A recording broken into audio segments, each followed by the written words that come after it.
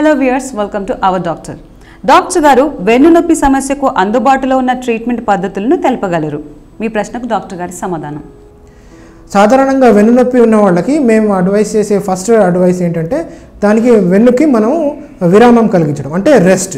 So వెన్నునొప్పి ఉన్న వాళ్ళకి చాలామందికి మేము అబ్సల్యూట్ బెడ్ రెస్ట్ అనగా అసలు 24 గంటలు లేవకుండా పడుకోవడము, ఫ్లాట్గా పడుకోవడం వల్ల చాలా వరకు వెన్నుకి మజిల్స్కి రెస్ట్ రావడం వల్ల వెన్నునొప్పి చాలా వరకు తగ్గే అవకాశం ఉంటుంది. సో ఫస్ట్ అడ్వైస్ ఎప్పటికైనా కానీ బెడ్ రెస్ట్ అంటాము. ఈ బెడ్ రెస్ట్ తగ్గని వాళ్ళకి మెడిసిన్స్ కూడా అడ్వైస్ చేస్తాము. చాలా వరకు పెయిన్ కిల్లర్స్ వాడడం వల్ల నిమిత్త మాత్రంగా అడ్వైస్ చేసినంత వరకు మాత్రం పెయిన్ కిల్లర్స్ వాడడం వల్ల నడుము నొప్పి అనేది మనం రిలీఫ్ తెచ్చుకోవచ్చు. ఇవి కాకుండా కూడా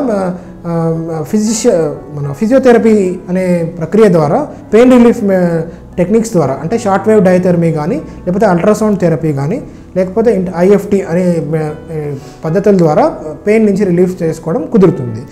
ఎప్పుడైతే ఈ మెడిసిన్స్, రెస్ట్ మరియు ఫిజియోథెరపీ ద్వారా నొప్పి తగ్గని వాళ్ళకి నెక్స్ట్ స్టేజ్ అనేది మేము సర్జరీ అడ్వైస్ చేస్తాము. సర్జరీలో చాలా రకాలు ఉంటాయి, కారణాలను బట్టి సర్జరీ ఉంటుంది. సాధారణంగా మనం డిస్క్ ప్రాబ్లం అని వింటుంటాము, షియాటికా అని వింటుంటాము. అలాంటి కష్టం ఉన్న వాళ్ళకి మేము సర్జరీ ద్వారా డిస్క్ని తీసేసి బ్యాక్ పెయిన్ నుంచి రిలీఫ్ కలిగించగలుగుతాము.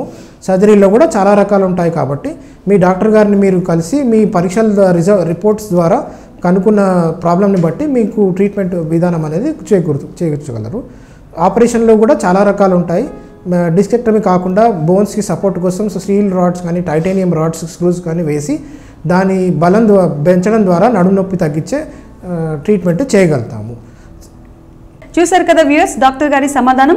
మీకు కూడా ఏదైనా ఆరోగ్య సమస్యలపై సందేహాలు ఉంటే మాకు వాట్సాప్ లేదా ఈమెయిల్ చేయండి. మా వాట్సాప్ నంబర్ 9000009203. మా మెయిల్ ఐడి ourdr123@gmail.com. మీ సలహాలు కమెంట్ బాక్స్ లో కమెంట్ చేయండి. మర్చిపోకుండా మా ఛానల్ ని సబ్స్క్రైబ్ చేయండి, లైక్ చేయండి, షేర్ చేయండి.